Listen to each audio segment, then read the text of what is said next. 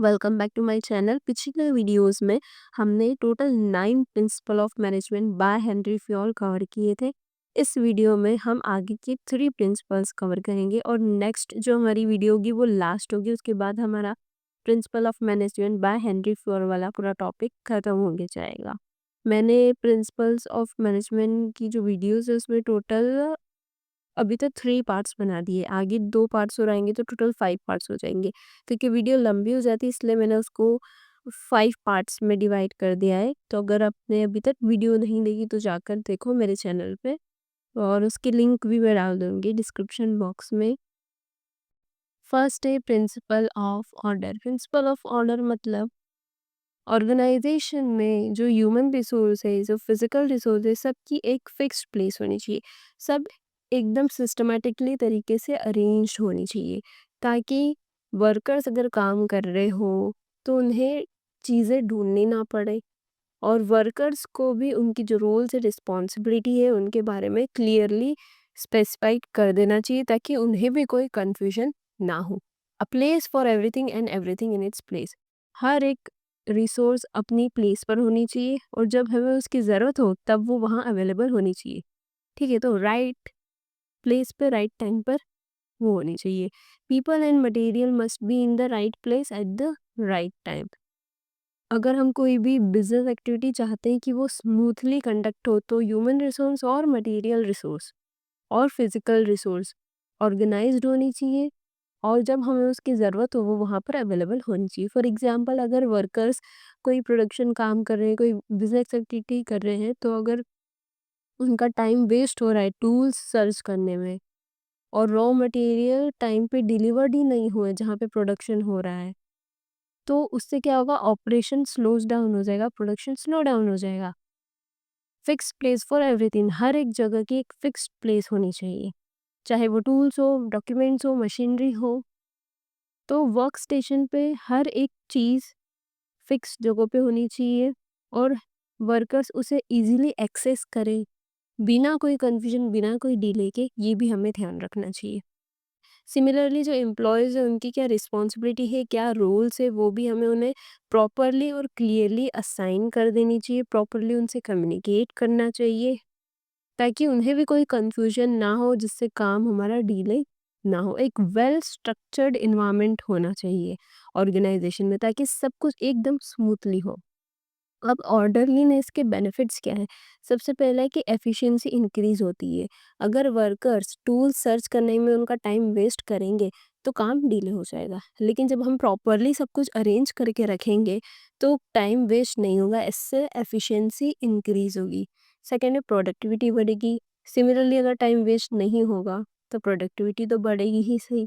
अगर raw material systematic तरीके से अरेंज्ड होगा तो प्रोडक्टिविटी इंक्रीज होगी। फिर है डिसिप्लिन एंड कोऑर्डिनेशन।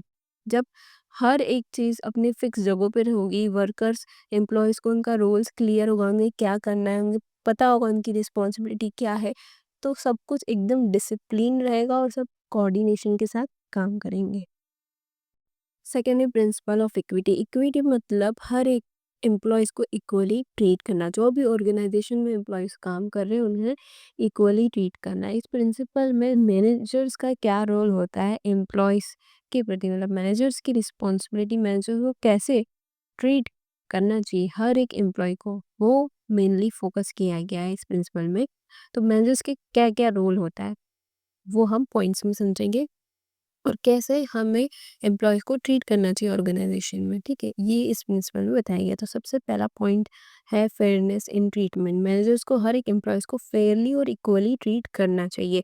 मैनेजर्स को अपना एक्सपीरियंस और गुड जजमेंट यूज़ करना चाहिए, ये इंश्योर करने में कि सारे एम्प्लॉयज़ को फेयरली ट्रीट किया जा रहा है या नहीं। Manager must use good judgement and experience to ensure that all employees are treated Fairlie.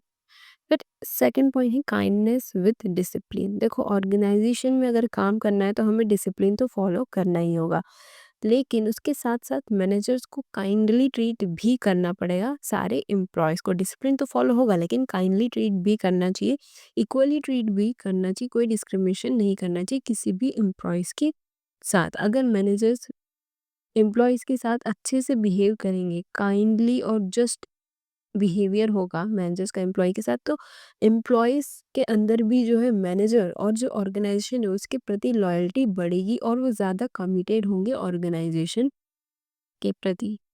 ठीक है, fair believed manager should be kind and just which helps build loyalty and commitment among workers.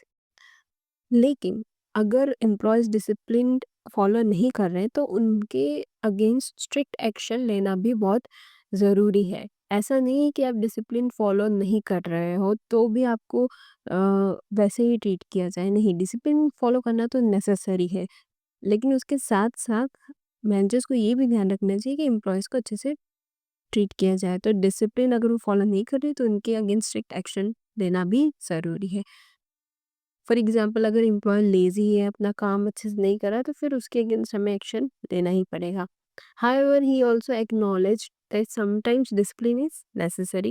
For example, if an employee is lazy or not doing their job, firm action should be taken. फिर third point है discrimination, not discrimination. तो managers को discriminate नहीं करना चाहिए, हर एक employees को equally treat करना चाहिए और डिस्क्रिमिनेशन किस बेसिस पे नहीं करना चाहिए, जेंडर के बेसिस पे, रिलीजन, कास्ट, लैंग्वेज, नेशनलिटी और बिलीफ, इन सब के बेसिस पे कोई डिस्क्रिमिनेशन नहीं होना चाहिए। हर एक एम्प्लॉयज़ को इक्वली और रिस्पेक्ट के साथ ट्रीट किया जाना चाहिए। वो कि कौन से भी बैकग्राउंड से आया, कौन सा भी रिलीजन हो, कास्ट हो, उनमें फेयरली ट्रीटमेंट होना चाहिए। फॉर एग्जांपल जो मल्टीनेशनल कंपनीज़ होती है, मल्टीनेशनल कंपनीज़ में जो एम्प्लॉयज़ होते हैं वो अलग-अलग बैकग्राउंड से आते हैं, अलग-अलग कंट्रीज़ से आते हैं, उनका कल्चर अलग होता है। तो हर एक एम्प्लॉयज़ को फेयरली ट्रीट करना बहुत इम्पॉर्टेंट है। तो मल्टीनेशनल कंपनीज़ हर एक एम्प्लॉयज़ को फेयरली ट्रीट करती है, जहाँ पे वो अलग-अलग कल्चर और कंट्रीज़ से लोग आते हैं, उन सबको इक्वली ट्रीट करती है और इक्वल अपॉर्चुनिटीज़ देती है ग्रो करने की, प्रमोशन की। वहाँ पे कोई डिस्क्रिमिनेशन नहीं होता है, कोई किसी को ज़्यादा प्रमोशन, किसी को कम प्रमोशन, ऐसा कुछ भी नहीं है। उनकी परफॉर्मेंस के बेस्ड पे ही उनका प्रमोशन होता है। तो एमएनसी क्या प्रमोट करती है? Diverse and inclusive work environment, जहाँ पे कोई डिस्क्रिमिनेशन नहीं होता। People from different countries and cultures work together. There are equal opportunities for growth and promotion regardless of background. Most MNCs promote a diverse and inclusive work environment free from discrimination. तो ये था principle of equity. Next is stability of personnel. These principle of stability of personnel according to Henry Fayol emphasizes the importance of retaining employees for longer periods to maintain organizational efficiency. इस जो principal में बताया गया है कि employees को longer period तक रखने में क्या फ़ायदा है और हमारे ऑर्गेनाइजेशन की एफिशिएंसी किस तरीके से अफेक्ट होती है अगर हम बार बार एम्प्लॉयज़ को चेंज करते हैं या ट्रांसफ़र करते हैं या उन्हें ऑर्गेनाइजेशन से निकाल देते हैं। इन सब चीज़ों के बारे में इस प्रिंसिपल में बात की गई है। तो हम इस प्रिंसिपल को भी पॉइंट्स में समझेंगे। तो सबसे पहले इसमें जो पॉइंट्स है वो है मिनिमाइज़ एम्प्लॉयी टर्नओवर्स। ऑर्गेनाइजेशन में अगर हम एम्प्लॉयज़ को बार-बार निकालेंगे तो क्या होगा?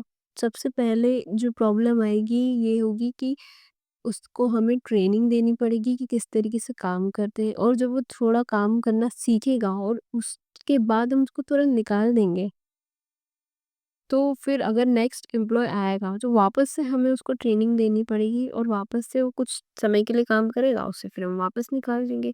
तो इससे कोई भी एम्प्लॉय अपने रोल में एक्सपर्ट नहीं हो पाएगा और ऑर्गेनाइजेशन को उसका फ़ायदा भी नहीं मिल पाएगा। क्योंकि एम्प्लॉयज़ जो है अभी नया-नया है, फ्रेशर है, उसे वापस से अपना रोल समझना पड़ेगा, वापस से उसका काम समझना पड़ेगा, तो ऑर्गेनाइजेशन की एफिशिएंसी और प्रोडक्टिविटी का तो लॉस हो जाएगा। Fayol believed that frequently changing employees high turnover harms the organization. Frequently अगर हम employees को बार-बार चेंज करते हैं तो उसे हम बोलेंगे हाई टर्नओवर। अगर फ्रीक्वेंटली एम्प्लॉयज़ को चेंज करें तो उसे हाई टर्नओवर बोलेंगे और अगर एम्प्लॉयज़ लॉन्ग टाइम के लिए ऑर्गेनाइजेशन में रहता है तो उसको हम लो टर्नओवर टर्म बोलते हैं। तो अगर एम्प्लॉयज़ को हम फ्रीक्वेंटली बार-बार चेंज करेंगे तो सारे जो एम्प्लॉयज़ हैं वो इनसिक्योर फील करेंगे ऑर्गेनाइजेशन में। उन्हें लगेगा कि ऑर्गेनाइजेशन में तो बहुत जल्दी निकाल देते हैं, तो हमें इस ऑर्गेनाइजेशन का पार्ट ही नहीं बनना। और it causes disruption in work, lowers efficiency and creates uncertainty among remaining staffs. क्योंकि वर्क एनवायरनमेंट डिस्टर्ब हो जाएगा, वर्क एनवायरनमेंट डिस्टर्ब हो जाएगा, एफिशिएंसी कम हो जाएगी, एफिशिएंसी कम हो जाएगी, और एम्प्लॉयज़ में जो अनसर्टेनिटी रहेगी, तो जो बाकी सारे जो स्टाफ है उन्हें इनसिक्योरिटी फील होगी। सेकेंड है प्रॉपर हायरिंग प्रोसेस। अगर हम एम्प्लॉयज़ को काम के लिए रख रहे हैं, तो हमें प्रॉपर हायरिंग प्रोसेस के थ्रू ही उन्हें सेलेक्ट और रिक्रूट करना चाहिए। अगर हमने प्रॉपर हायरिंग प्रोसेस नहीं की, तो ऐसा कोई एम्प्लॉयज़ आ जाएगा जिसे ज़्यादा नॉलेज नहीं है, ज़्यादा एक्सपीरियंस नहीं है, उसे काम करते ही नहीं आता और वो उस रोल के लिए फिट ही नहीं है। तो इससे ऑर्गेनाइजेशन का ही लॉस होगा, वापस से उस एम्प्लॉय को हमें निकालना पड़ेगा। तो इसलिए प्रॉपर हायरिंग प्रोसेस करने में जो जॉब है, उस जॉब से जो सूटेबल पर्सन है वही आता है, और वो अपनी रिस्पॉन्सिबिलिटी को अच्छे से समझ पाता है। Employees should be hired only after a rigorous and careful selection process. Once hired, they should be given enough time in their roles to understand their responsibilities and deliver results.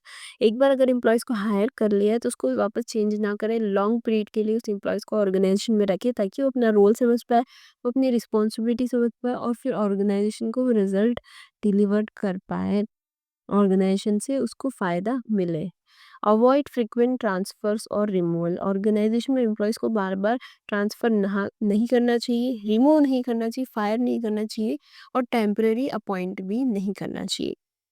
इससे बाकी सारे employees insecure होंगे और instability भी feel करेंगे और demotivate भी होंगे। साथ में वो भी नहीं चाहेंगे कि हम इस ऑर्गेनाइजेशन में ज़्यादा टाइम तक काम करें। ऑर्गेनाइजेशन को ही लॉस होगा इसमें, ये सब करने में। फ्रीक्वेंट ट्रांसफर्स, फायरिंग और temporary appointments create a feeling of insecurity and instability. These demotivates employees and make them leave the organization, leading to loss of talents. इससे ऑर्गेनाइजेशन में जो टैलेंट हम सिलेक्ट करते हैं, जो एम्प्लॉयज़ में टैलेंट होता है, अगर वो ऑर्गेनाइजेशन को छोड़ देते हैं, तो ऑर्गेनाइजेशन का ही लॉस होता है। अगर हम एम्प्लॉयज़ को बार-बार रिमूव करेंगे, फायर करेंगे, ट्रांसफ़र करेंगे, तो उसको अगली बार जो हम न्यू एम्प्लॉयज़ को सिलेक्ट करते हैं, रिक्रूट करते हैं, फिर उनको ट्रेनिंग देते हैं, तो इन सब में कॉस्ट जो है बहुत ज़्यादा बढ़ जाती है। तो जब हम बार-बार एम्प्लॉयज़ को सिलेक्ट करेंगे, तो उतनी कॉस्ट हमें बार-बार लगेगी उनको ट्रेनिंग देने में, उनको रिक्रूट करने में, तो इससे हमारी कॉस्ट ही बढ़ रही है। कॉस्ट तो बढ़ जाती है, लेकिन प्रोडक्टिविटी कम हो जाती है। तो कॉस्ट बढ़ जाती है, प्रोडक्टिविटी कम हो जाती है, ये एक लॉस होता है एम्प्लॉयज़ को बार-बार चेंज करने में। The company has to spend money and time on recruiting and training new people. This increases cost and reduce productivity. अब बेनिफिट्स क्या होता है स्टेबिलिटी के? अगर लॉन्ग टाइम तक हम एम्प्लॉयज़ को ऑर्गेनाइजेशन में रखते हैं, तो उसके क्या-क्या फ़ायदे होते हैं? सबसे पहले एम्प्लॉयज़ अगर लॉन्ग टाइम तक ऑर्गेनाइजेशन में काम करता है, तो उसका उसका रोल जो है, उसकी जो रिस्पॉन्सिबिलिटी है, उसकी परफॉर्मेंस जो है, वो सब बढ़ जाती है, वो सब इंक्रीज़ हो जाती है। वो अपने रोल्स को अच्छे से समझता है, वो अपनी रिस्पॉन्सिबिलिटी को अच्छे से समझता है, अपनी परफॉर्मेंस और अपना जो काम है उसको अच्छे से समझता है, और इससे ऑर्गेनाइजेशन को क्या मिलता है? फ़ायदा मिलता है। वो लॉन्ग टाइम तक एक ही काम करता है, तो उसमें वो स्किल्ड हो जाता है, उसमें वो एक्सपर्ट हो जाता है, और अपना जो रोल है, अपनी जो रिस्पॉन्सिबिलिटी है, उसमें वो कॉन्फिडेंट भी रहता है। ठीक है? Employees become more skilled and confident in their roles. They develop a sense of belonging and are more likely to stay loyal to the company. अगर एम्प्लॉयज़ उनको लॉन्ग टर्म तक रखती है, तो वो कंपनी के प्रति भी लॉयल रहेंगे। ठीक है? उन्हें इनसिक्योरिटी नहीं फ़ील होगी कि हमें निकाला जा सकता है। एक जॉब सिक्योरिटी रहती है, तो एम्प्लॉयज़ जो है लॉन्ग टाइम तक ऑर्गेनाइजेशन में रहते हैं और अच्छे से काम करते हैं। The organization benefits from their experience and consistency। अब में जो बार-बार वो वही काम कर रहे हैं, लॉन्ग टाइम तक वही काम कर रहे हैं, जो उनका जॉब है, तो इसमें उनको एक अच्छा एक्सपीरियंस होना चाहिए, जिसमें ऑर्गेनाइजेशन का ही फ़ायदा होता है, उनकी परफॉर्मेंस बहुत बढ़िया हो जाती है। तो ये था principle of stability. Next video में हम बाकी जो रिमेनिंग प्रिंसिपल है वो कवर करेंगे। Thank you so much for watching my video. अगर आपको वीडियो अच्छी लगी तो लाइक, सब्सक्राइब एंड शेयर।